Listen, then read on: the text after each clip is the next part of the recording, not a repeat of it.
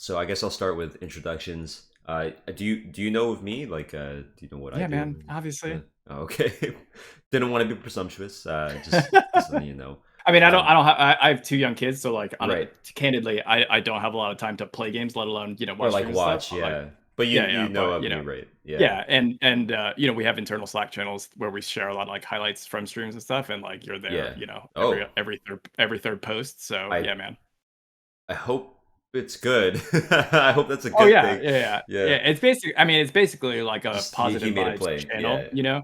Yeah, yeah, yeah. But we have a different channel for critical This is community some shit he feedback. said. And then Yeah, instead of yeah, every yeah, third post, it's every post, right? No, I'm kidding. No, I don't do that. I'd like to think that actually, you know what's funny is whenever I speak critically about games, I literally, as a default, as a content creator, I make the assumption that like the worst case actors are going to be there listening, and so I try right. to articulate myself in a way where, in case they have something to say, I can address ahead of time, whether it's Right. presenting their side, So That's smart, man. yeah, yeah. Gotta So cover like, your ass. yeah, so like Joe's like right behind me, like you know what I mean. Um, just as a you know benchmark. But could you introduce yourself for those that don't know you? Yeah. So my name's Andrew Yip. I'm a game designer on SUPERVIVE. I've been at Theorycraft for, gosh, almost, yeah, 4 years now. Before that, I was the game director at Riot Games, where I made the card game Legends of Runeterra. So I have like a very Oh, kind of like I have a very like alien background compared to a lot of the designers on the team, and yeah, I come from you're the dude. traditional card games. I used to make like physical card games and board games, and Hmm. yeah, I worked a little bit on League, a little bit on the MMO that Carbine Studios made called WildStar. But I'm Oh kind of wait, also very that's lucky. funny. Okay. Oh, I was thinking Wild Gate. There's a Wild No, Star, yeah, not go. Yeah, Split Wildget's the new Gate, one. Wild WildStar's the old Gate. one. Yeah, Oh, Splitgate's oh, the new okay, one. Yeah, okay. yeah, yeah. Yeah, Yeah, WildStar was like the old like it's like I mean basically it's like World of it Warcraft in was like an space, but MMO. Yeah, and it had yeah. actually I Um liked Wild Stars. it had more like Yeah, skill shot combat, yeah, than yeah. point and click. So that was kind of one of the main I, differentiators. I like their indicators. I distinctly Yeah, yeah. remember thinking Wildstar We had had a some lot of shit on the very ground, bro. clear. A lot Yeah, of shit on the yeah. Oh, ground. perfect. I Yeah, dodged that. Yeah. yeah. But that's so cool. You did Legends of Runeterra. I was thinking like, oh, cards. Where was he? Wait, the Armory is kind of like cards. Kind of like Dude, yep. oh, okay. Yep. So you are the lead, right? You're the guy that made Yeah, by the title, but we have a small team with like a that lot of ambitions. So I love yeah, that. That's the one thing I know about you guys that like even like the QA guys like, oh yeah, he's technically my boss, but they trust each other. I love that. yep, Everyone's like beasts. Honestly, that's what I was right. telling you about. I was looking at the teams. I'm like, dude, you guys have like literally more than like 200 years of collective experience or something. Not to glaze too much, Yeah, but we it's don't. We because try not to say it publicly though, to avoid the memes. yeah, yeah, the meme. It's the reason why I say this is because I'm close friends with one dev in particular. His name's Somnia, right? James, and so Yep. we always chat and like I'm asking about like the environment and stuff, and he's like, yeah, I guess he's like technically not like a senior or whatever, but he does a lot of work. It's a small team, so like Yep. I always hear the term hats, right? They always have to wear multiple hats, so I'm assuming Yep. same for you, right? Like Yep. sure you've That's got right. the Yep. thing, but okay. Anyways, let's get into the armory, I suppose. I have a lot of questions that I'll ask because I want to try to play the side of like the aggressor, the average Yeah, person, man. Let's right? go. Because yeah, so obviously in good faith compared to some of the others, right? They're gonna do it like, Yep. oh, Yep.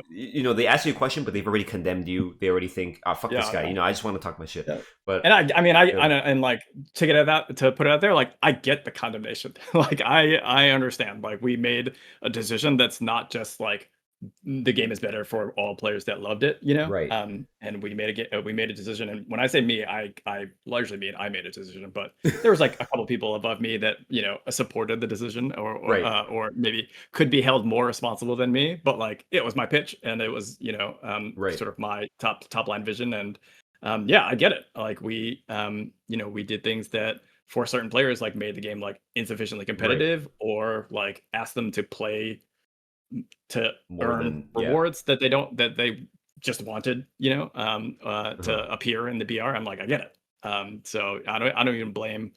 Those people. I think.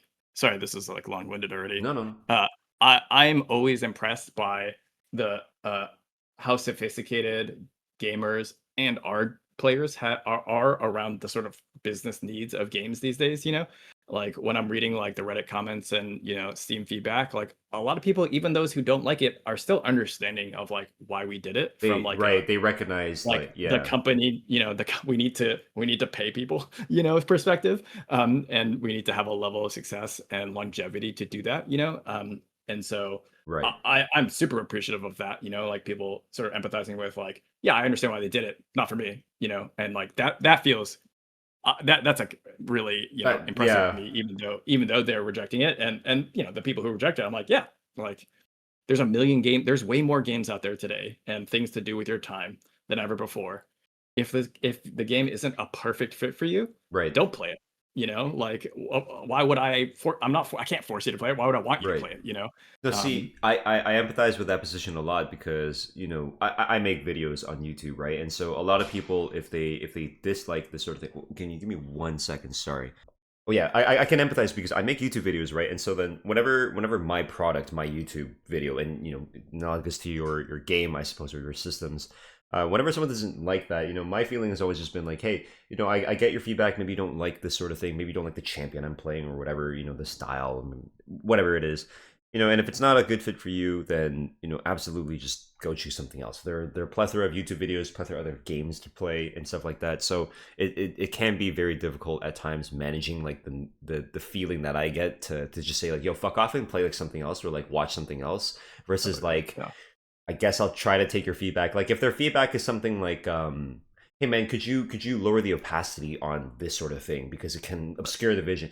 That's good feedback, right? Because it's like, okay, well, good feedback in the sense that it's phrased well, even if it's not necessarily Right. like the It's like best actionable. decision. Yeah, yeah, Right? yeah. Yeah, I can do something. Versus feedback Yeah. like, hey, you're an annoying piece of shit. Actually, I don't like you. I'm like, Yeah. okay, I suppose. I So, yeah, it's no good man. to. I Sorry, think Mark Mail, one of the founders at Riot, always I think had like a really refreshing perspective on like critical feedback, like even when it was not actionable feedback and mostly came across as like vitriol, which was like for some percentage of those players and probably most of those players that are having that negative reply, like, or negative response, like they either loved your game or they want to love the game, and mhm, that's why they're so emotional about it. And so there is like a branch there, which is like, can you serve their can you meet their needs? Can you right, do the thing that would make them happy without just making somebody else equally upset, right? And there's right. like a weird sort of like zero sumness to that, Yeah, But people always think that. I Yeah, always I always like that because it's like it's so easy as a designer nowadays, when we all read everything and interact, want to interact, to have like a defensive response to like critical feedback. But that viewpoint like really helps you like recenter of like, hey, I like, agree. Yeah. can I save this person? Basically, like, Yeah, yeah. Can I can I salvage make the them situation? exactly, Without again, putting someone yeah, else in the same and boat. exactly, dude. And then it's really just like, kind of like to your point, it's like, well, of course we prefer when the feedback is actionable because that saves us time, Yeah, right? Where yeah, it gets us farther right. along to like, how can we save you, right? When people are just like, fuck off, man. I'm like, well, I'm probably not gonna spend much time on that because it Yeah. just takes longer than somebody who gives me actual feedback, So another dev has influenced me. This exact sort of perspective, whether it's Mark Merrill or Bartleby in this case, Jeff. I love Jeff because he actually changed my mind entirely.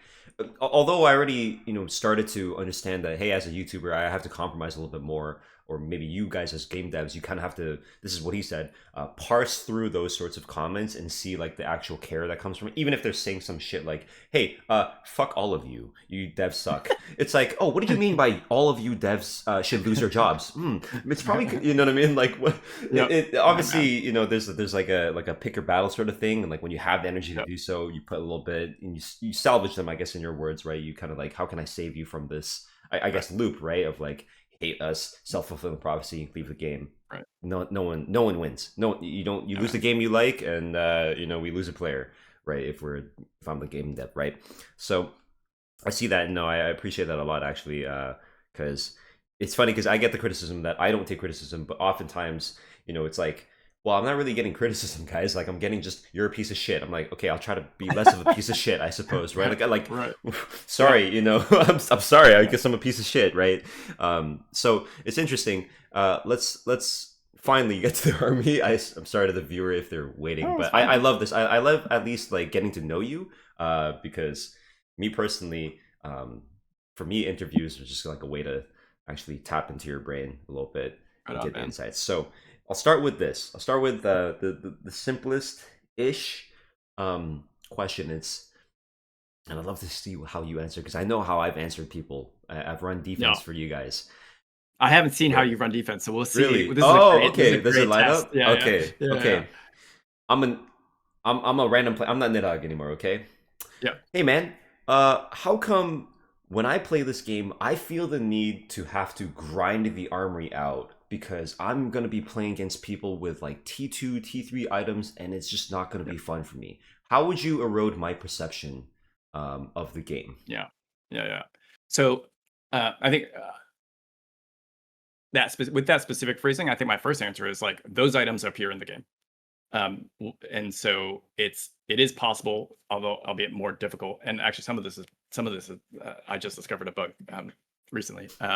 So you can find grips, relics, perks throughout the game. One of the mechanics that is in the game is uh, basically like the lobby star level, which is like at the start of the match, we total up all the players' armories in the match and say what is the quality of loot that should drop in the world based on the collection of players in the lobby. And so by the end of the season, all the stuff that's dropping on the ground is going to be 2-star and 3-star too. And so that kind of uh, uh, uh, hopefully makes it more of an experience where it's more about how do I get choice versus how much do I just have to pick up stuff off the ground, right? So it's less about like you have access to 3-star items and I have zero access to it, and more like that's one easy mechanism that we have that, and we can just dial a knob on that, right? Like that exists today. We could dial it with a server variable today and just make 3-star items in the vault, and then everyone would maybe they'd still complain, but like everyone could just go to vaults and like that would become the default farm behavior, right? So that's kind of like the tactical answer. Oh, sorry. And one of the bugs I think I've discovered is players are supposed to get special offers for relics in the relic shop when they don't own relics, and I don't think they are. So I'm investigating that and fixing it, but that's like a separate thing. So you're Um, saying even if I don't own the relic, you right. could Like, access a relic that you don't yeah, have? the intent at ship was the players always have 3 options in the relic shop, even if they don't own any. I don't think that happened, basically. So, anyways, this is and we I don't even know if we've said that publicly, but anyways, Oh, so that's like the tactical answer. Then there's like I would say the like maybe the question under the question that you're asking, which is like why does the armory exist at all? And yeah, that man. Why answer why I think why why is it imbalanced, bro? Like what the fuck? Like yeah. I'm losing to So players with crazy armory and I'm only losing because of their armory actually. What why it's so right, imbalanced? right. Why can't we So just have a completely I have symmetrical I have like another take there, which is like you know, uh, and this one will definitely get me tarred and feathered or whatever. So maybe we'll cut it or whatever. But I'm like, in my mind, I'm like the lobby, our matchmaking works at a sufficiently large population. When you are seeing somebody that's rocking a 3-star, if you are in a lobby and you see somebody rock a 3-star item and you do not own 1-star items, our matchmaking algorithm takes into account like not their play like success. And so if they've had the same amount of success as you and are the same ranking or elo, but they have 3-star items, what that means is you're better skilled than them. And it's still a fair fight, right? And the premise for our matchmaking is the fights are fair. Not that the reasons the fights are fair are the same, right? Like I that love would be that. like saying, Yeah. like, hey, yeah, in the lobby, you're gonna only run into people that can hit skill shots just as well as you. And it's like, no, like I'm a reasonably high ranked player, or I would be if I had enough time to play, and I can't hit a skill shot to save my life, but I make good map decisions. And that would be the only reason you would find me at plat or whatever ranking, right? And so I understand that there's a viscerally different feeling when it comes to like that dude has a 3-star item and I don't, but when I just look at it from like a what's the root pain? it can't be the fights are unfair, because the fights are not unfair. It's more Yes, just I love that. their source of Yeah, power. Their source of power is different than my source of power, right? And right, I'm like, that's true, but also you kill them, and then they will drop that item. right, They'll drop a copy of that item, and so you can steal their source of power, and then you're way ahead. right. So that's kind of like my spicy take to that, Dude, right? you know what's funny? That is my exact defense. Like every single time, like on Reddit or whatever, that is my exact defense. So we're pretty much 1-to-1 lined up. What you're saying is, I'm gonna just say it again, right? What you're saying is, if, for example, League of Legends, you've played League of Legends, right? If I'm in platinum and I'm playing against someone who's got like 2,000 games in platinum, we are the way it works is, assuming I've been here for a long time and they've been here for a long time, we're probably equal in skill. We are very close in skill. So if someone We both is, deserve to be there. yeah, if someone is down here in fucking bronze and I've just started, like, playing SUPERVIVE, I don't know, level 23 or something, and someone is here in bronze with T3 items because they played that long, they're really shit relative to what they should be, right? Because T3 items implies that you've played this game for, I don't know, like 1,000 hours plus, and yet you're here, you must be shit. Right, so I get to say that. You don't get to, right? You don't get to call them shit. So I guess it's spicy for you, but for me, that's just my normal take, dude. I love that. So I guess to play towards your side as well, I'll say, like, some people have said things such as, I'm like I have a job, I'm a father, I'm whatever, and I can only play like 3-4 games a day, dude. I feel like I need to play so much more in order to be competitively viable relative to the others. Right. And my answer has always been, dude, if you're only playing 3-4 games a day, you're gonna be playing against other people who are only playing 3-4 games a day, dude. Your MMR is gonna stay there, dude. Like, I think that's true, and also, I think we did ourselves a slight disservice where, the game has this appearance of, like, the more you play, the more you get, and that is factually true. But, like, with mechanics like the weekly vault and with missions and things like that, it's like most of your rewards are sourced from something that's capped. Like, everyone gets a weekly vault each week, yeah, and you don't have to. If you're playing, you only need 10 3 or games. 4 hours a week, you're good. Like, you're gonna get to level 8, and you're gonna get an orange. Maybe you won't get the specific orange you want, but, like, on average, you're progressing just as fast as the vast majority of players outside of the ones that are going crazy, right? Like, and the ones that are crazy, to your point, you're not gonna see them. Like, Yeah, or that's because the theory. That's the functional theory, right? Right. And so Right. I'm gonna, here we go, right? Devil's advocate, ready?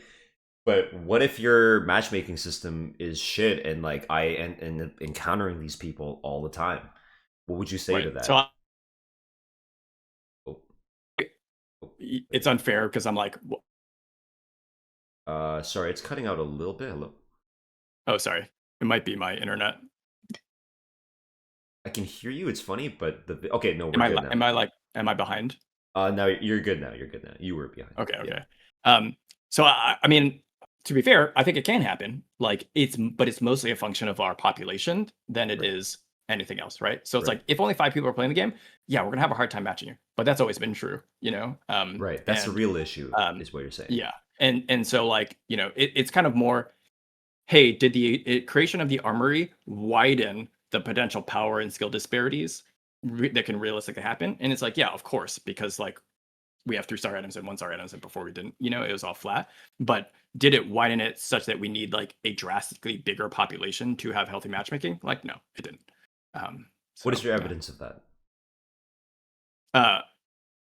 So largely right now we are still into, like, gathering data and looking at essentially, like, per lobby, like, what is, like, the level of lobby progression, and are we seeing huge disparities of, like, oh, this is a 3-star squad in, like, a 1-star lobby, and things like that, or, oh, here's a high skill squad getting matched in, like, a low Right. skill lobby, or any of those sort of disparities. And yeah, it's, as far as I know, it's not any worse. Wait, so you're It's saying, it's actually substantially better than it has been historically, wow, in part because we just have a okay, lot more players. right, more Right? players, player-based Yeah, yeah, issues. So yeah. so Like, you're the answer to all of these pain points is usually, like, get more players more from a people, design point of view, right? Which is Um, ironic, right? Because people are leaving the game, which would hurt their own chances of having a better match in the future if they were to come back. right. I don't know, But but anyway, you have so data, okay? abstractly getting back to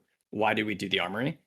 Um, like to me, one of the things I appreciate about Theorycraft as well as Riot is like we I like to internalize us as like the good guys where like we're pretty fucking transparent. Like the reason we did the Armory is because like we felt like we weren't meeting the promises that the original game made to players.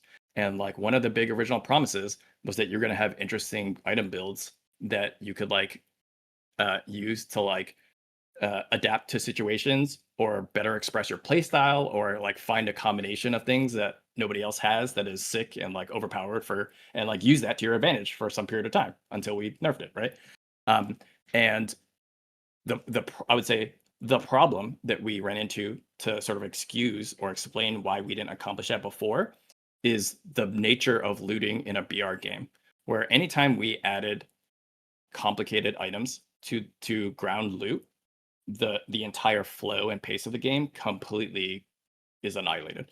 Where it's like, oh, like you have one person on your team on your squad that has to like stop and read an item, like you're now your squad is apart, right? Right. Or you have a new player, Mhm. and you crack a vault and they're like, I have to read 8 items on the ground right now. Like, what are you talking about? Like, And this is so you've taken that out of the game somewhat. You've put it right, into like a menu thing where you're right, reading it during queue time. You're like, oh, yeah, what's this item? That's what you're saying. exactly, right. Okay. And so you know, so like, yeah, exactly. Like the sort of logic line is step one, we have to have essentially a complexity budget for items to fulfill that theory crafting potential, right? Like we can't just have Right. four stats in the But game, that right? complexity Um, budget interfaces with the flow of the game, and so you had some sort of data that showed right. that And that so was like just we have not to, good. like we don't have to, but like, because like the evolves were like somewhat complex, right? But they were also kind of like limited because we don't want to just give you 25 branching decisions in the middle of the match, Yeah. right?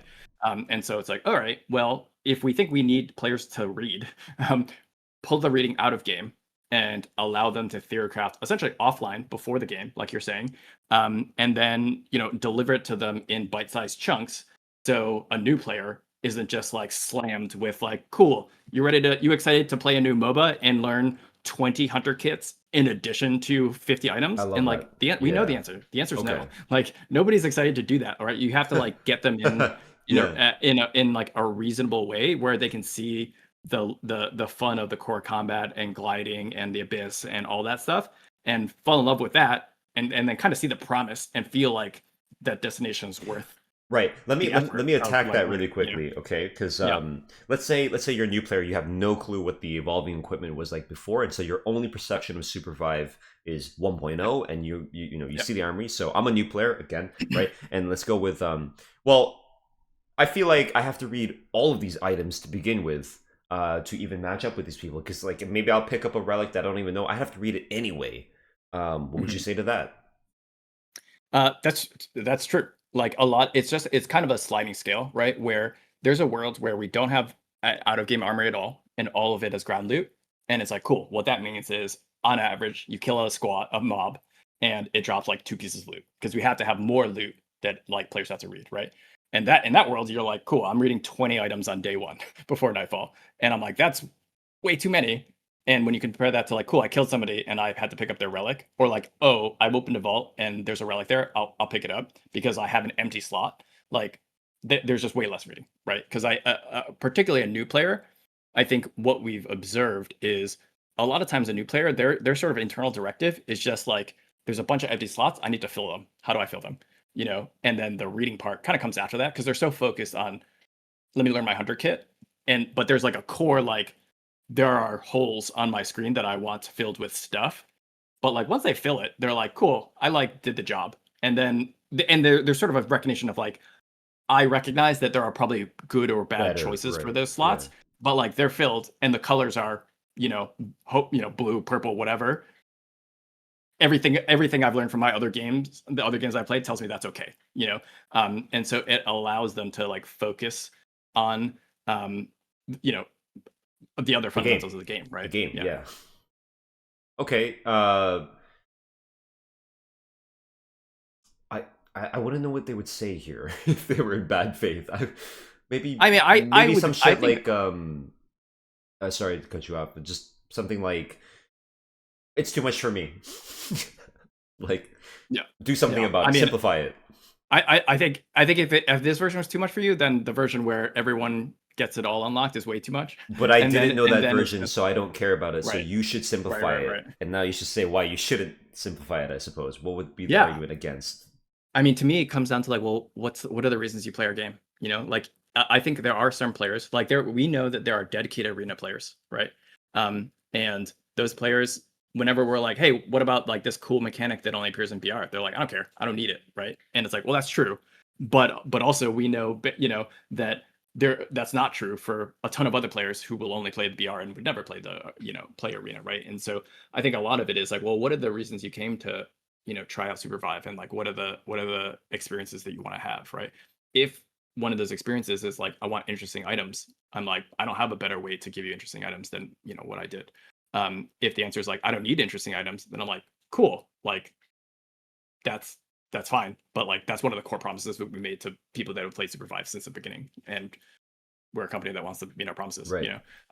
Yeah. And in a sense, that is kind of zero sum. I mean, you guys, from what I can tell, try as best as possible to avoid those situations where you can hopefully, raise everyone up. But that's like, I suppose, an inevitable trade-off. If I'm getting it right, or if I'm hearing it right, I mean, you want yeah, a and depth in the game through the form right. of Exactly, right. complex Like the builds. the I think the promise that is like non-specific that we've made to all players is like we want to make a game that's like worthy of your time for basically forever, right?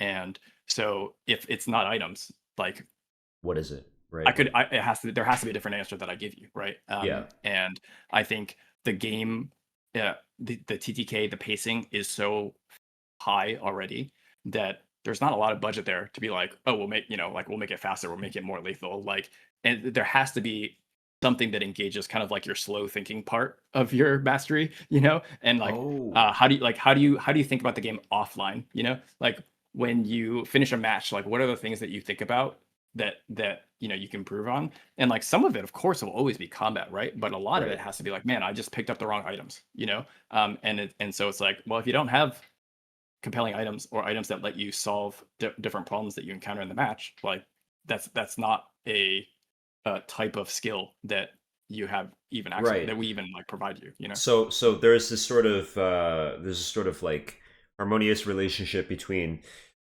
like you said, TTK, and I guess broadly speaking, combat. You know how combat happens. So hunter kits, let's say like resources, I guess comes out from that. Like you guys change the mana and stuff.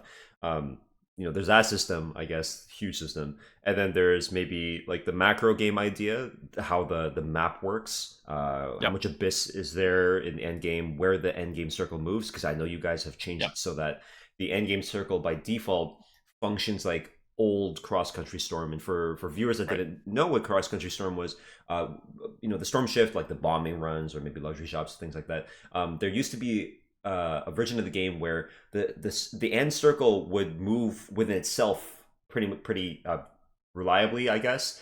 But then cross country storm made it so that it would just fucking go. It would just go somewhere completely different, and Sometimes like, too far. right, sometimes too far, sure. And so you guys have kind of gone in a blend where it wasn't quite as static as before, and it wasn't quite as disgustingly far as cross country storm. You got it in the middle. But what's funny is you guys still have a cross country storm. It just Yeah. It's just more moderate. Yeah. yeah. So you guys already changed that system as well, alongside the combat Right. system with mana changes, or Right. maybe TTK, more lethal, etc. Right. But So we kind of talk now, about this like, sorry, yeah, I yeah, interrupted you. Go ahead. yeah.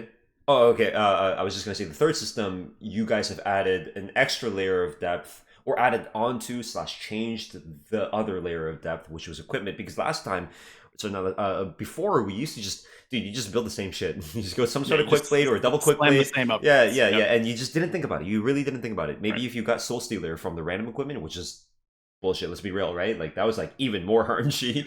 Then Right. you slam that. Yeah. So you guys have essentially brought the third system up, Yep. and so again, that harmonious relationship where there are always things to look to, and depth, right? Like to improve upon, or improve upon, yeah. As a player, or improve in. I don't know how to say it. Yeah.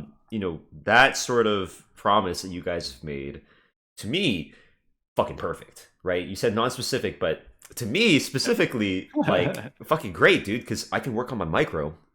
I can work on my macro plays to accommodate the storm and the new map, even though I don't really like it as much as this, but I can see it. And there's like item builds. I'm like, dude, look at the meta game right now. What are people building? Because I actually played a game, just a quick side note, but I promise it's related. Jeff, Bartleby, we played a game where he's like, yo, I'm trying a new build on KP. I got like tier 2 overgrowth. I'm like, yo, I got that shit too. You want to do it? Because you guys did trees? Yeah. Hell yeah, dude. And I'm a tree lover. We had Garrett, right? And so Garrett's playing Void. I'm playing Zev. He's playing KP, right? We're like, why don't we all get trees? Because overgrowth allows you to walk through trees as a passive, right. Which means that if one person has it on the team, they get the benefit. The other two kind of get fucked if we tree us. Yep. But if all three of us have trees, we all walk. Dude, hell yeah, you're going to love the game. I'm going to post it. You're going to love the game. It was just so fucking fun. We were just treeing bitches. But that's an example of like, we didn't get that before. We got that through powers, kind of, but you couldn't replicate them. You couldn't it wasn't reliable enough. Exactly. It wasn't reliable. And so you've created a new system that, yes, trade-offs, but for me personally, trade-offs are fucking up. Which doesn't mean that it's like objectively good, but we're trying to explore that today. Where it's like, is that? Sorry, I guess you had a point you wanted to jump in with. Yeah, I was just gonna kind of like try to abstract it where, there's like we're trying to make a deep skillful game, right? And there's like mechanics, and then there's like essentially map navigation and objectives, and then there's like itemization, right?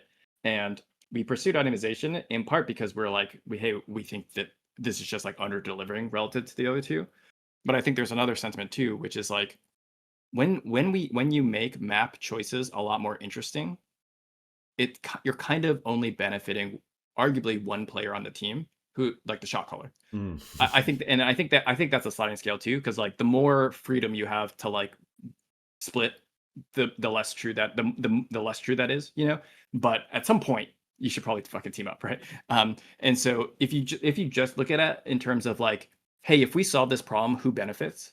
Like, if we solve interesting itemization, every person on every team benefits. If we improve map navigation or interesting objectives, arguably only 1 to 3, maybe call it 2 on average, players benefit, right? And so there's just like more value in mining that space of like, how do we really need to unlock, so that there's always been like the sort of like, well, we promised, and the sort of intuitive element of it of just like, man, our itemization is just not as interesting as some of the other games. But then there's just like the sort of like the math side of it of like, where do we stand to make the most gains in making our game deeper, faster, Right. So not all systems are the same. I mean, I think that's a pretty good point about how, like, for example, if you're next to me, right, in trios, one of my friends, Adam, he made a good point about how, because I'm the lead shot caller in pretty much every game I play, I just by default make the comms, and people tend to defer to me as a result, because results, right? Like, hopefully I'm not the shittiest shot caller, right? Like, I'm assuming people defer to me because I make the right calls, and oftentimes it puts me in a good spot. Because that is the case, the other two people don't necessarily have to interface with macro ever. They can just, which is actually a benefit in a scrim environment, because they need to focus on micro. But overall, they don't really get to, I guess, explore that sort of thing. But with personalized armories, even in a scrim environment, even if we are discussing what we should do as a team, what items we should itemize, they still have their own thoughts. Like, hey, I have access to this. Maybe I should do. Obviously, in scrim lobbies, they're all equalized, but even then, they're like, hey, they've played with their own personalized armories in solo queue, and so they're more biased towards one thing, and they realize, hey, there's some power here. Why don't we check this out? While maybe their other teammate hasn't seen that kind of power because they don't even have that item to begin with, or maybe they don't have a T2 version of it, right? For me, it's Resonant Idol, which is awesome. I'm very, very sold on that, although it's powerful. So I see that point. I definitely see that point. Having that additional pillar, I suppose, to in the game for people to kind of lean on and like express themselves. I think that personally, to me, that kind of depth, I wouldn't trade that for shit. The only exception would be an out of game thing, which is player based, right? And so, what would you say? I mean, maybe this might not be your territory, but what would you say would be the best way to, I guess, like, would you like bring out like the potential of the army? Would it just simply be, let's say the player base increases and people's gripes about them decrease, and so they can maybe like look at the good side more? Or would there Mm, be something on TC side, whether it's like stronger tutorials or maybe a different sort of onboarding system for the army? Maybe it's more Prisma, less Prisma. Like what yeah. is like what's the Dude. So strategy now there? we're in like, what are we working on territory? And is this gonna show up as some kind of YouTube video? That's the hope. Yeah, Okay, okay. So maybe I need to be cover your thoughtful about this. ass. Yeah, Oh, but yeah. So, anyways, I'll let send me you the answer final it. cut. Yeah. Yeah, let me answer it candidly, and then we can figure out what of it I won't get murdered for saying. So, um, you know, one of the things one of the ways that I like to work is like this is so fucking floofy and abstract sounding. Like I like to think about like what is the promise we're making to players. With the armory, the promise we're making to players is we're gonna give you a bunch of building blocks. At the start of the season, there's gonna be a bunch of new building blocks, and we want players to see those and be excited about theory crafting with them. Where they're like, oh, if I get item A, B, and C together, I'm gonna crush people, right? We want them to then have some agency to pursue those builds and basically demonstrate that they were to themselves and to other players that they were correct, right? And like it doesn't have to be like this is the best build. Sometimes it's gonna be like this build is a fucking meme or whatever, right? Or it's like this build is like how I want to play this character, and then they're just happy that they were right about their own taste, Mhm. um, but that's the promise with Armory is we come out with new shit that gives players the tools to like experience the game in a new way or win in a new way or team play in a new way, and then you get to pick your path of how you want to assemble those tools and kind of prove that you're to yourself and to others that you're right or not. When I talk about that promise, I'm still excited about that promise. I think players that stay with us and are excited about Armory are excited about that promise too. And then the question is like, where in the promise are we falling short, right? And this is kind of like I always joke that we do like Doctor Strange scenarios where it's like, let's You have to, yeah. close our eyes and imagine that we did succeed except for these reasons. What are those reasons, right? And I would say today that the promise falls short probably in that this is our first batch of items, and so inevitably there's probably like 60 more items that are right around the corner that are way better than the ones we just made. And so like there's just better building blocks, right? That's like an easy answer. The second answer is players don't feel like they actually have enough agency to be like, I want these 3 building blocks and not these other ones, right? And so that's where, at the beginning of this, when I'm like, I understand some of the negative reaction to the gotcha. It's negative reaction to the gotcha, but really it's more the way I internalize it is I failed to meet the promise that you would get to choose some amount of your build options, and that was why we changed I see. in the last fix. We updated the way the shop works to make it do that job better, and that's like one of the things that we're talking about for like future updates. Is like how do we better meet that promise, right? Is it we need to make more better building blocks? Is it we need to give players more choice? Is it when players find sick builds we need to like find ways to like celebrate them and highlight them more, like so I think all that is safe to say without spoiling any of the things that are coming down the pipe. But that's the way I like to talk about it, and that is kind of the Right. promise that I think we made So to players. And some of it could get to like, oh, like player we don't have enough customization options, right? Where it's like we have more slots than we get have before, but like maybe we need to like somehow give players more choice in their builds and more ways to dynamically adjust their builds in game. Who knows? okay, so one thing you said there was um the gotcha system to begin with, right? Like Yeah. there's a let's just get that out of the way. There's a clear benefit to the gotcha system. Trade-offs. So the trade-off is if you have the gotcha system the way it is, where you get a random item. One of the pros to that is the fact that when you get that item, you're pretty much forced to read it, inculcate it, you understand it, you see whether or not you want to use it, right? And you can Yep. very quickly make that decision. Compared to if you were to have the entire army unlocked, which would be a case of like we talked about, where the new player feels even more overwhelmed, where Right. that's a theory, right? Where like oh shit, I now have to read all of these things that I could potentially buy, as opposed to I can only potentially buy maybe 2 3 things when I start, and you very quickly ramp that up to like 10 15 things, right? So we can get that out of the way for sure. So um given that you're going to keep the gacha system, you're saying you kind of fell short on the promise that at some point the new player who's feeling like, oh fuck, I want to build this particular thing, why can't I get this particular thing, you apparently didn't communicate to them that they would be able to get that quickly enough, or you objectively didn't have But they would have they don't have a choice, right? Like they don't. Players just don't right. feel like they have agency when it comes to like guiding their collection. Yeah. I'll frame it maybe another way. There's like this that what Okay. is that dude's name? There's this meme of like adapt, improvise, overcome. With the guy pointing at you, Bear right? Grylls. Yeah. So to me, that's always been kind of like a motif of our game, like even well before the Armory, where it's like The there's powers, yeah. I think our game demands and tests a skill, which is adaptation. And a lot of games do not have that. Mhm. A lot of games are, much more like, hey, you're gonna do like basically like set drills of like recreating a particular situation and drilling that Yeah, situation over and over TFT. again, and and you can reproduce that situation pretty reliably and just master it, right? And there's like an appeal in that. It's like shooting free throws, right? You're like sick. Yeah. Nothing is getting in the way of me getting better at free throws, right? Right. There's no like Um, and fans blowing or Exactly, someone. and Yeah. there's benefits to that, right? But I'm like, but adaptation is a skill in and of itself. Mhm. And BRs, the nature of BRs and looting, and having a game where you pick up powers at random and then drop them when you die, demands that you adapt.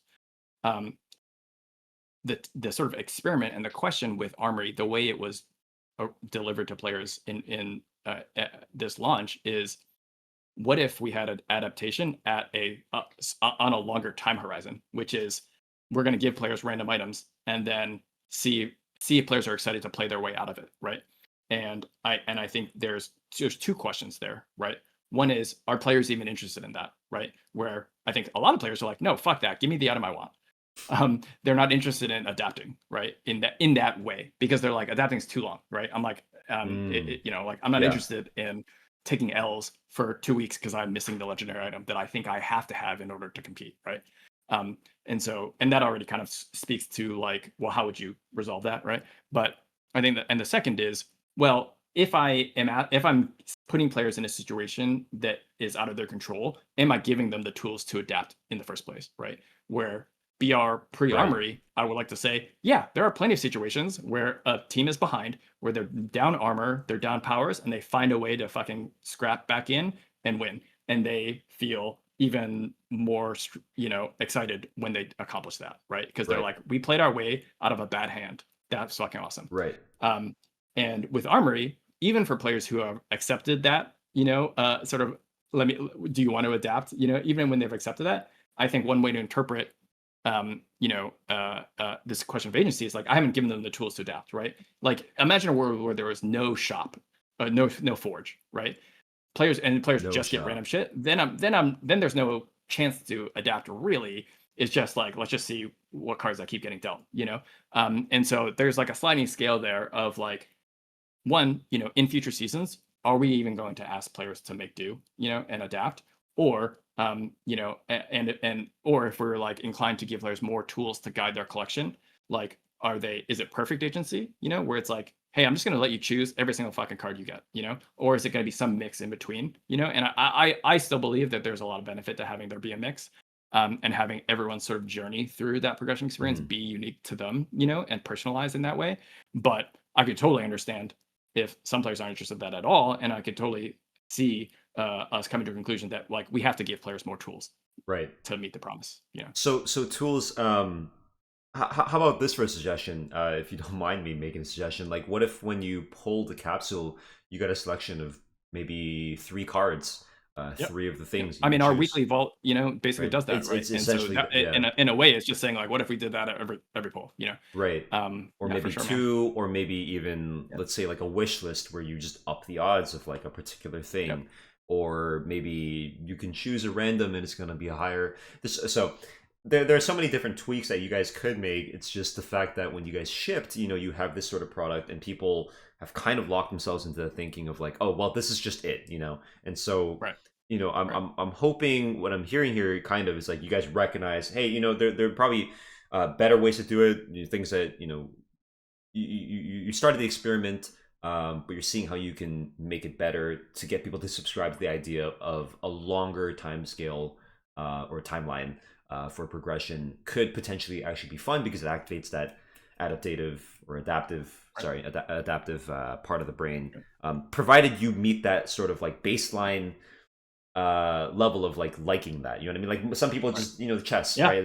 And Like, that's kind of the grand experiment, right? Is like let's say we launched and we gave players tools enough, more tools, right? And I feel like we're in a much better place today after the hotfix, where they can shape their collection with like this like random seed starting point. mhm. I think even if we had stuck the landing on that 110%, that certain players are just like not interested in that flavor of skill test, and yeah, that's okay, and so we kind of have to sift through it. And this goes back to the start. It's like what promises are we trying to make to players? Which of those do we think actually are resonating, and which of those need to be discarded? Okay, yeah, I mean, I like that answer a lot. See, they call me a shill, man.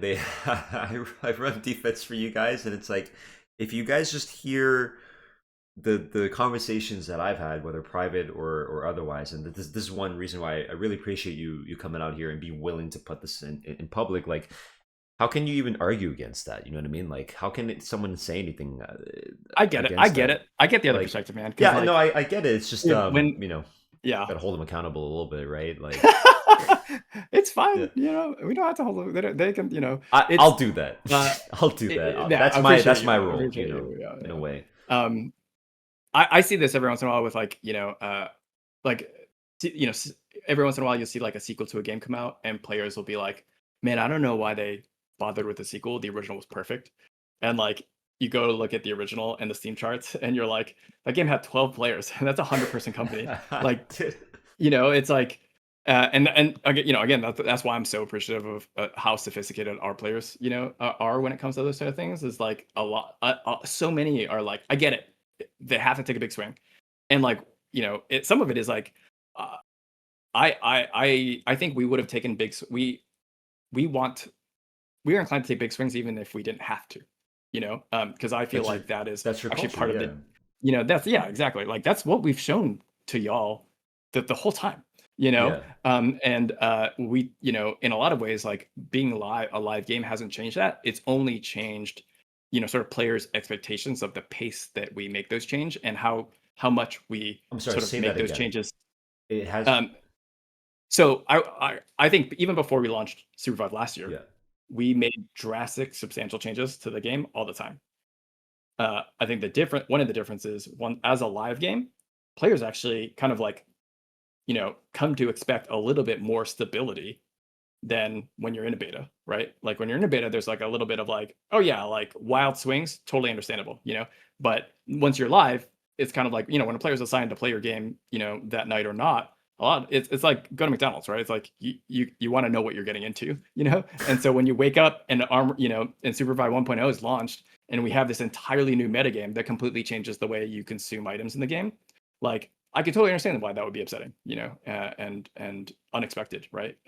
Right. But Yeah. yeah, we're gonna continue to try to better meet the promises Yeah, that we've made I to players. mean, to their point, right? Like if you thought the game was great before and you didn't want to change anything like this, it's not necessarily what kind of change it is. It's the fact that it changed at all that oftentimes can like really grind against some people, Yeah, because right. they want that stability. They want the McDonald's menu. Like, Dude, yo, where's this is my the quarter this is pounder? and this is like, I mean, this is gonna come across such a businessman, and I hope it doesn't destroy my credibility as a designer. But I'm like, this is like the problem of survivor bias, or, if you could call a problem, right? But it's like by definition, the players that were still playing the game before we relaunched loved the game that it was, because why else would they have stayed with us that whole Right, fucking time? right. You know, and so kind of by definition, any huge change that you could make to the game was very likely to upset them, because they stuck with you for so long because they loved 99.9% of what the game was, and so like, that's kind of like the cold logic part of me that essentially like had to make I'm like, this is like me, what I say to myself to come to peace with the Right. fact that I have to make decisions that I think are Right. better for the game in a very long time I frame that I suppose know, is going to be upsetting to people that played the game yesterday right. I think that or relies could on be. the assumption that people will be resistant to change by virtue of it being changed. Is that correct? Because Sometimes I would say it's not or it's more magnitude of likely to. change. Yeah, it's magnitude of change, and it is sort of like the motivation behind the change, right? Yeah. Where part of the motivation to the armory that we haven't spoken to is like I wanted to create more compelling long term goals for players to chase besides the ranks Right. grind. Right. So Um, could I try to? This is for me personally, not the viewer. Can yeah, I yeah, try yeah. to understand that? So, um, you have a red square, and you turn it blue. You're saying that like the people that really fucking love this red square, they're not gonna like the blue as much because it's so far different from red compared to something like orange as a color, right? Yeah. And so magnitude, I guess would be analogous there, and also um, you didn't tell them that you were moving towards cooler colors or didn't imply that in a way, and they're like, "What the fuck? Now we have blue. What is this shit? At Right. least make it I, I orange." I I think it's more. I think it's more like this is a stretch analogy. I'd have to think if this is super applicable, but I'm trying to simplify it. It's like whenever Coke tries to like innovate, they do it Okay. with like a different. They do it. They're like Like a cherry tastes better than ever vanilla. before. Yeah, yeah, yeah. Like it always fails. Or, because people are like, I like fucking Coke. Like Yeah, I don't don't want. don't Yeah, change don't change Coke. And so essentially the way that they've found to innovate is like they come up with a new soda, right? And they're like, maybe that soda will be more popular than Coke, or maybe it'll sell more total units in addition to Coke, or whatever it is, right? But like people like Coke, like Coke. They don't. They like you're not going to improve on Coke, and so that's kind of how I view it with SuperVive, pre 1.0, right? Is like people like SuperVive pre 1.0. They like everything about it. Like the people that played it for all forever, it's like even the things that we might say are like flaws, they're it's very like when we talk about the item evolves, right? Like you and I agree, like yeah, you pick the same ones every game, but some players liked it because they picked the same ones every game. right, Some players liked it because all they wanted was a little jackpot moment of, oh, I got Soul Stealer, and right, so they're like, particularly players who are like, I need an advantage that other players that is undeserved that other players don't have access to right. in order for me to think I can win this match, right? And so, like even the things that we view as like having downsides, like there's no way they're in the game for no reason, right? Like we would have cut them already, And so like there's something to be liked about all of those things, and removing them because we think we have to in order to make something better. I think that's where the risk comes in. So in this analogy, I mean, regardless of whether or not 1.0 is analogous to a new soda or maybe just like a Or a, new va- color. a vanilla Yeah. Coke or a cherry, Yeah, we're right? stretching For we haven't found right, a perfect fit I, yet. I would say regardless of what it is, it's just I guess it boils down to the unfortunate reality that again the open beta players who I personally think are ridiculously entitled or acting ridiculously entitled, even if yes, they're kind of afforded more importance as the early adopters, as the ones who have maybe populated the queues from the beginning and will continue to do so. Of course, they are valuable, but me, it's like they how would you manage catering towards those people, your arguably loyal Yep. audience, as opposed to Yep. um, let's say the not core audience, but like the A, masses, new, the a people potential who new audience or right, whatever. right, Yeah, like yeah. the people who will actually Right. populate your game to a point where Right. it will have a sufficiently decent Right. MMR system to temper the, Yeah, it's like a little yeah. chicken or the egg, right? I Like so I think the thing is like, and this goes back to like what what we started. It's like, where did we start? It's like we started from, we made a promise to players that we didn't meet with with like interesting theory crafted items, and like that's a promise we made to those beta players. And so I think if we were to ask them, hey, y'all want interesting builds, they would still say yes. What they don't, what if they reject the game as it is today, what they don't like is that they have to earn it in a meta system. And that's where I think some of it is, I'm because we are at a smaller company and we have aspirations to be a bigger game. We are super greedy with the sort of swings that we take, and by that I mean, like, I always talk about like killing two birds with one stone, where we want to provide interesting theory crafted items to new and current players, but we also know that our game is hella complicated, and we also know that um, in the long term, when the only long term goals that players have are the ranked grind, that they're likely to move on. Like, we want something that can potentially solve all those things, right? And like that is, those are like three birds that we were trying to kill with the stone of armor, right. and Retention, um, complexity. long, yeah, Yeah, retention, initial complexity, and like theory crafts builds, right? right. And so when we say that to, if I would say that to an existing player and they're like, well, I don't give a shit about two of those three things, I'm like, I get it. And then Yeah. my only hope for, and then the thing that I can focus on is making sure that the execution of the interesting theory crafted builds meets that need, right? Because I'm like, I think if we stuck the landing on that, and they found those builds to meet that desire, and feel like we finally met the promise, then they wouldn't care about those other two things, because we made a system that solved their need, right? And so I think, if anything, the regret I have is that I didn't have a way to solve those other two things in a way that didn't also slow down those players from discovering if I met that promise or not. Because like, if we just Yeah. unlocked everything for all the veteran players for a week, and then they're like, holy shit, this is an awesome world, and then I'm like, cool, I'm gonna take it away for a little bit, and like, you're gonna have to earn it over the month. They might be more excited about that, right? Because they know that it's worth it, right? Like today, when we launched, they don't even know if it's worth it, right? Where they're like, you added this fucking gotcha system, and I don't even know if the items are actually gonna be interesting and compelling. That's asking a lot. So I get it. Yeah, it's funny. You guys let me into the playtest way back in June 20th. And you guys told me on June 20th, like, yeah, this shit's coming out next month. And you guys gave me T3, like all the armory, like Yep. everything, and I'm like, Good. Yeah. I won like 5 out of the 6 games, mostly because I was with Tom and Bellis, right? Really good. But I was playing with these, and I'm like, dude, I'm playing with Burning Palm. I'm like, dude, I am fucking like, this is fun. Like, and then obviously they're like, oh yeah, you're gonna start from zero and stuff. I'm like, that's fine. I'm chill with that. I can do whatever, man. I can. But that's just me personally, right? And like, I'm Right. hoping more people take my perspective, and honestly, that's another one of my roles, I suppose. I've been trying to be an ambassador of, I guess, like, literally, if we're going to like almost like first principles, like becoming someone who is willing to adapt and sees the fun in doing so, and sees it as a challenge as opposed to Right. like a fun challenge as opposed to like a chore, Right.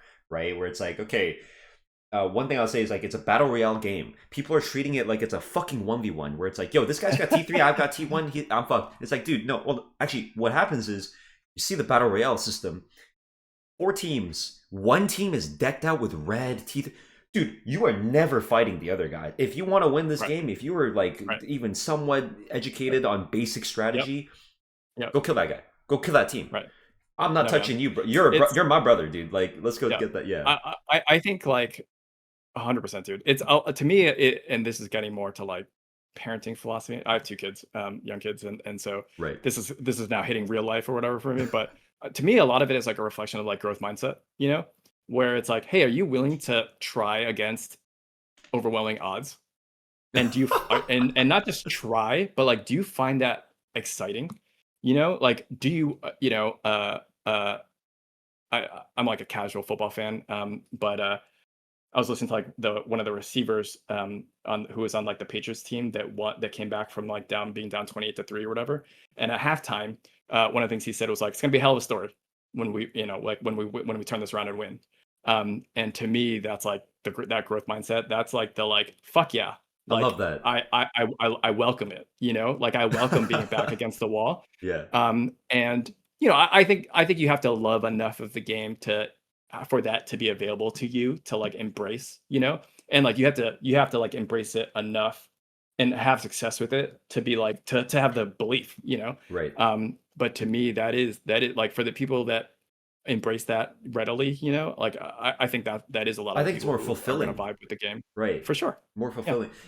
One yeah, thing that's so funny that you say that, because one thing I always say is anytime I'm behind, I love saying this, dude. I say this to my team. I say it to people for morale. It's like, dude, I can't wait to win this.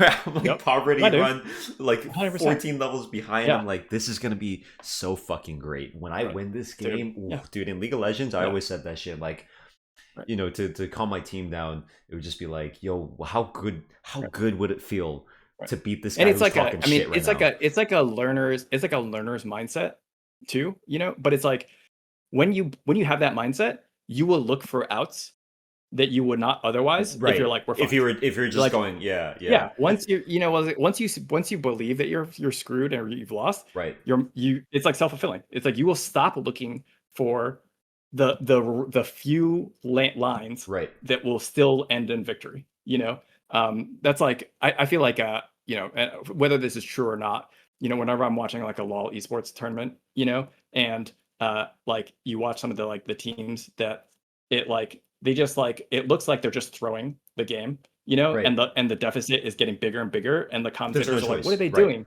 doing?" It's like, "No, no, no, you don't understand. They're playing to their outs." Yeah. And it takes a particular mindset It's like a first on or eighth. for the players of that team to be like excited to embrace that, where it's like, yeah, the crowd is going to think we're an idiot. And what they don't know is that this is the only line that wins. This is the only Doctor Strange scenario, is like, Right. yeah, we got to go under, we got to take this 30-70 right now.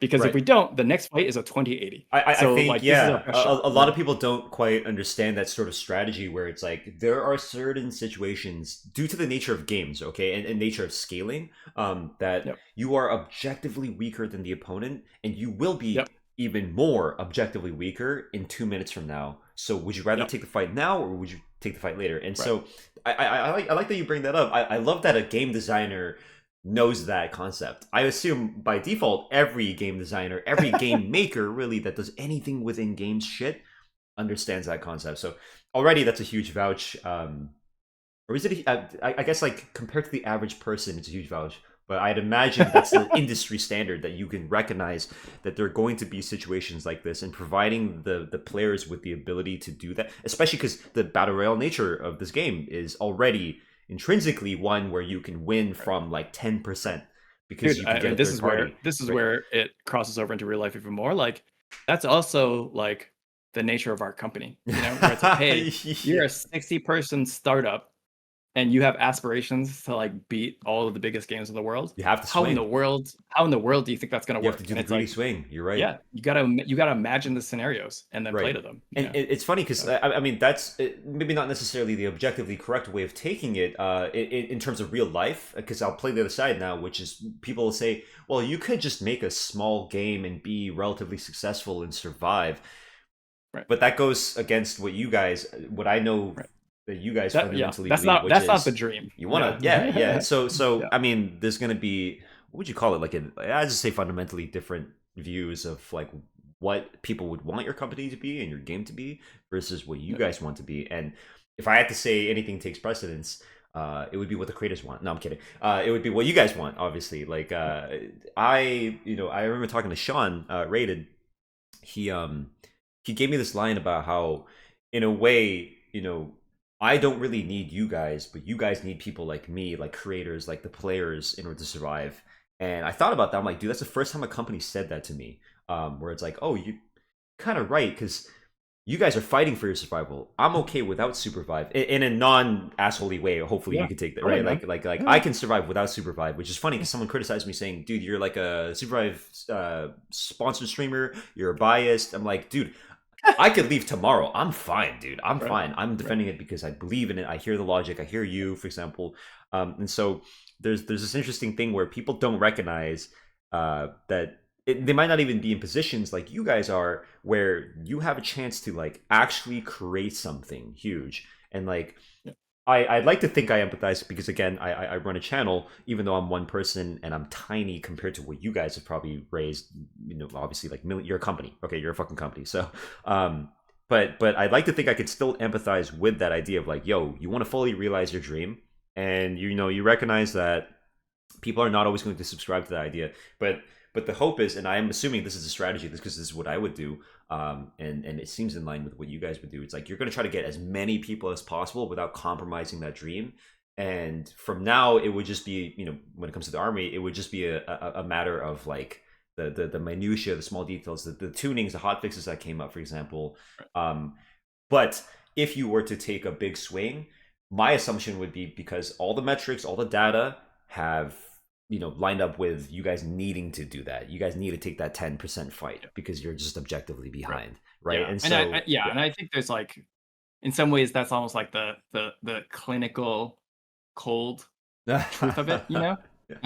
yeah, But like I said, like I think how I combine that with like, honoring the players that have played the game and respecting them is like, it's not like it's not like I'm trying to meet a need that they or meet a promise that I didn't make to them too. You know, it's more just I want to meet other promises as well, and of course I want to hit like the business right, outcome, right? yeah, But like, if there were any comments that made me upset about during the launch, it was comments that basically made it sound like we had like sold out, or like we're just chasing like business outcomes and like chasing like retention or revenue and shit. And yeah, it's like, well, of course we are, because we need to pay people, but like, but also, when I'm thinking about these promises that we're making to players and how we're going to meet them, like I'm still trying to do that in a way that feels like authentic to the game that existed, and like to ourselves as designers. Like we're not like, if we wanted to be sellout designers, like none of us would be at the fucking company we're at.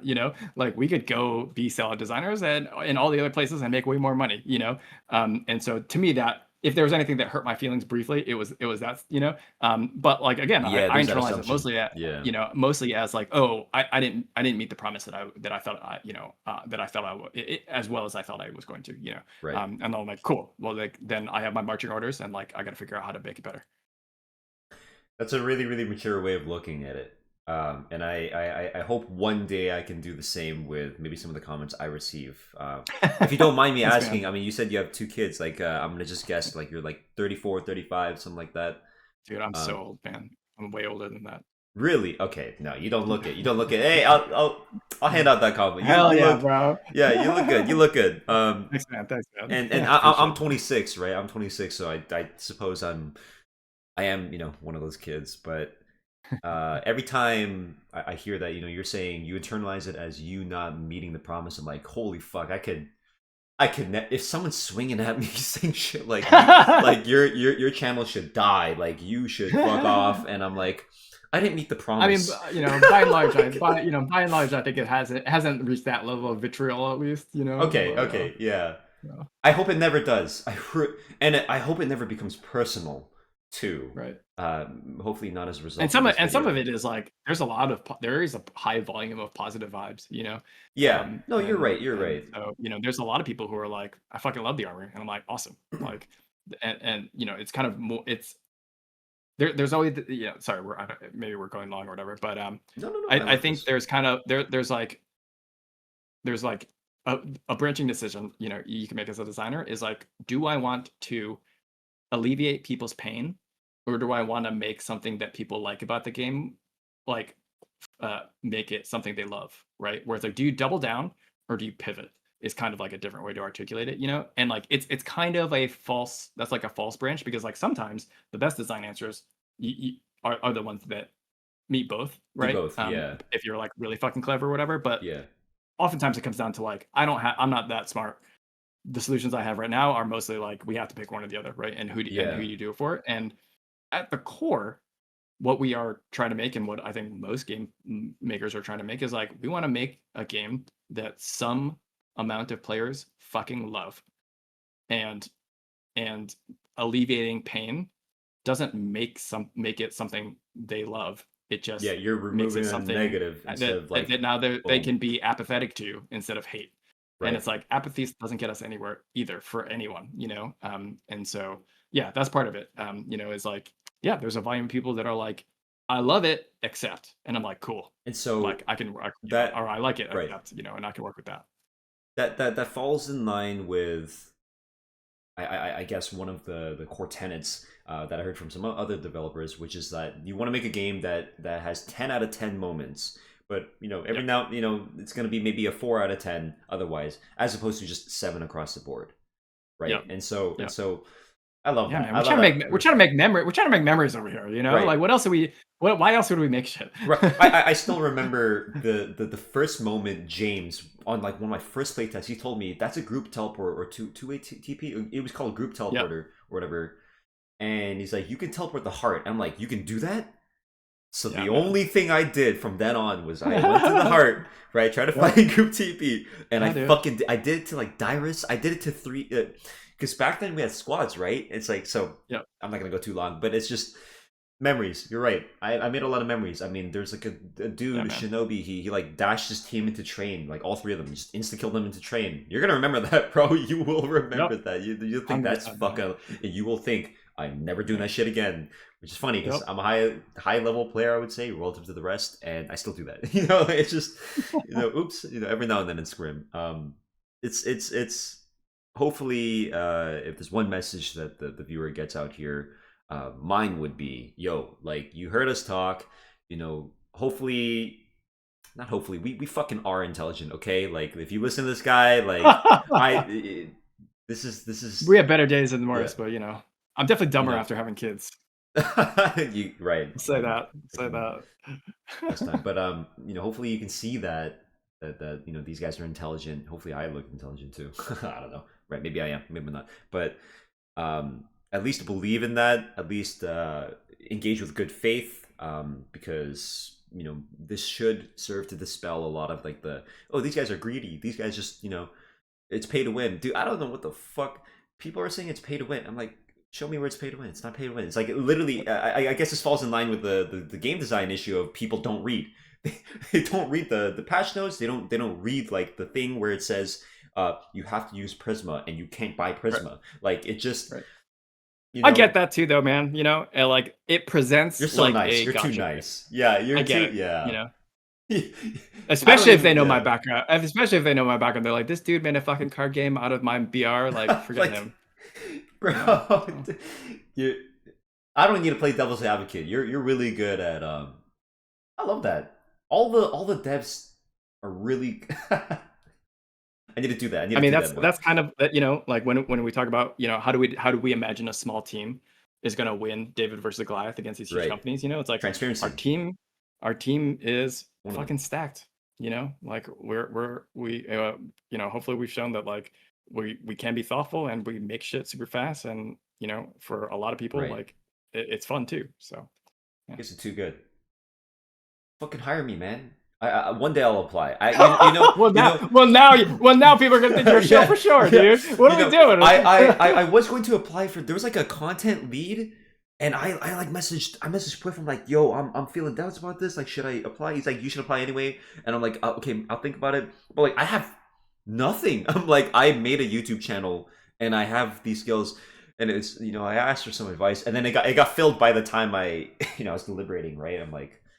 But the way I took it, because I learned from you guys, right? The way I took it was, okay, if that role got taken, or like if I don't get accepted for this role, it must mean that the person that got the role is just arguably better than me, or supposedly better than me. And I'm like, that's a good thing for the company. So maybe it's a good thing that I didn't get that job, because now you guys have a better content lead, right? Yeah, there's your optimist mindset right so there. I'm like, okay, in which case I'll take that as I'd like to become that person. So what can I do right now? This was like a while back, and become that. So So I've Right learned from on. this conversation. I hope others have learned not only about the functions of the armory, right? Why it's there, why it exists, but maybe just critical thinking, bro. Like OP. We've gone so many I'm things. glad. I'm So just glad we got through it without me spoiling, everything in season two. and and So and and not getting fired. I'd yeah, fucking yeah. I'll send you the final cut. I'm just gonna remove the one part where I was like busy, but I think everything here is good.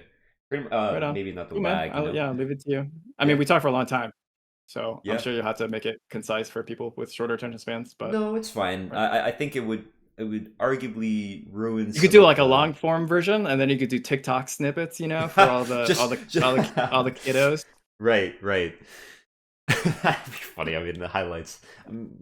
I think to be respectful to the conversation, it would probably have to be long form as in main, where it's like, Right on. Yeah, a because lot of the I was not thinking about, what's yeah. the worst What's a snippet? how's the Yeah. worst somebody No, can that's good. interpret it. No, that's good. Just give So me, if they're, just give me the whole thing, and I love that personally. I know that's maybe not for everyone, but if they don't want to listen to the whole podcast, let's call it, that's my you know, personal brand, man. I speak my truth and then hope just that I don't get talk in your trouble for shit. it. Yeah, you talk your okay. Yeah, Yeah. that's good. Yeah. So yep. Thank you again. Do you have any maybe last words other than some boring like play supervive shit? Obviously play supervive. Use my code in the description. Blah blah. What No, would you man. I like? mean, to me, it's like, the thing that is most valuable to us is like highlight the things that are working for you. Even if you're critical of the game, like there's got to be some reason you're still bothering to even give us feedback, and so help us understand what you still love about the game, and that helps us make decisions too, because we like to double down on things that people love. Dude, I like that. I like that. They do that for me. They're like, oh, I like this edit. Oh, I like, perfect. Yeah, it's like the positive feedback, version Right. of feedback. Yeah. Tell me what you like. Let me do that more. Let Yeah, me please you. Let me work for you. that's Yeah. right. Okay. Perfect. Thank you Awesome, man. again. Of course, This dude. was Andrew. Right. Thank you, Andrew. Can I call you Andrew? First name Yep. basis. I'm cool like that. I call Joe Joe. Just kidding. Um, but thank you again for your time. I know we went maybe like hour 30, Well, but we didn't even say how long we were gonna go for, man. So yeah, no, I enjoyed the time. Hopefully, people yeah, enjoyed listening to us ramble. yeah. And I guess I'll sign off here. Thank you again. Right on, man. All Cool. right. Peace. Light up.